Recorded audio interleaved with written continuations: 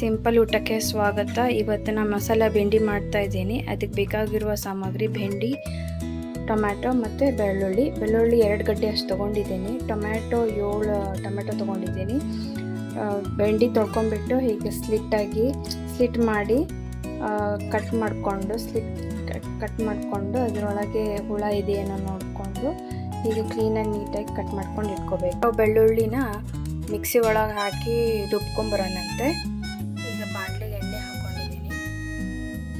ಎಣ್ಣೆ ಕಾದ್ಮೇಲೆ ಎಣ್ಣೆ ಕಾದಿದೆ. ಈಗ ಬೆಂಡೆಕಾಯಿ ಹಾಕ್ಕೊಳ್ಳೋಣಂತೆ.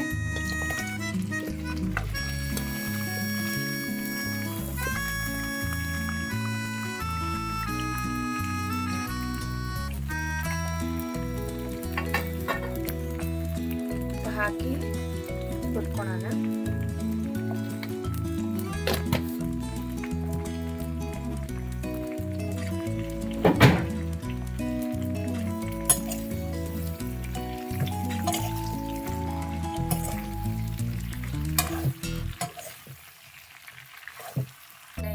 ಬೆಂಡೆಕಾಯಿ ಎಲ್ಲ ಫ್ರೈ ಆಗಿದೆ. ಈಗ ಇದನ್ನ ಸೈಡಿಗೆ ಎತ್ತಿಟ್ಕೊಳ್ಳೋಣ.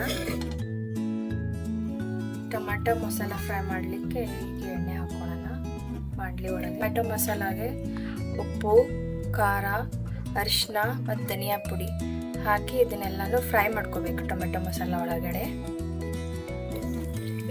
ನೋಡಿದ್ರಲ್ಲ, ಈಗೆಲ್ಲ ಮಸಾಲ ಒಳಗೆ ಎಣ್ಣೆ ಬಿಟ್ಕೊತಾ ಇದೆ. ಅಂದರೆ ಇದು ಮಸಾಲ ರೆಡಿ ಆದಾಗೆ ಎಣ್ಣೆ ಬಿಟ್ಕೊಂತಂದರೆ ತುಂಬ ಚೆನ್ನಾಗಿ ಬರುತ್ತೆ ಅದು ಟೇಸ್ಟು. ನೋಡಿದಿರಲ್ಲ ಎಷ್ಟು ಚೆನ್ನಾಗಿ ಎಣ್ಣೆ ಸೈಡೆಲ್ಲ ಬಿಟ್ಕೊಂಡಿದೆ. ಅಂದರೆ ಮಸಾಲ ರೆಡಿ ಆದಂಗೆ. ಈಗ ಮಸಾಲ ರೆಡಿ ಆಗಿದೆ. ಈಗ ಇದಕ್ಕೆ ಬೆಂಡಿ ಹಾಕ್ಕೊಳ್ಳೋಣಂತೆ.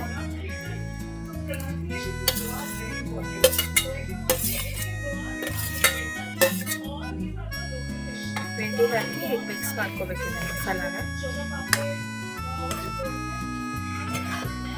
ತುಂಬ ಟೇಸ್ಟಿಯಾಗಿರುತ್ತೆ. ನೀವು ಮನೆಯಲ್ಲೂ ಒಂದ್ಸಲ ಟ್ರೈ ಮಾಡ್ಕೊಳ್ಳಿ ಇದನ್ನ.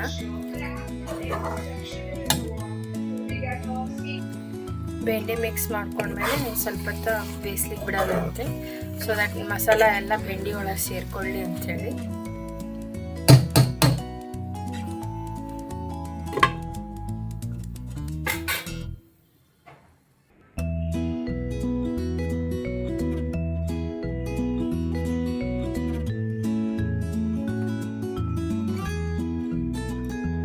ನೋಡಿ, ಮಸಾಲ ಬೆಂಡಿ ರೆಡಿ.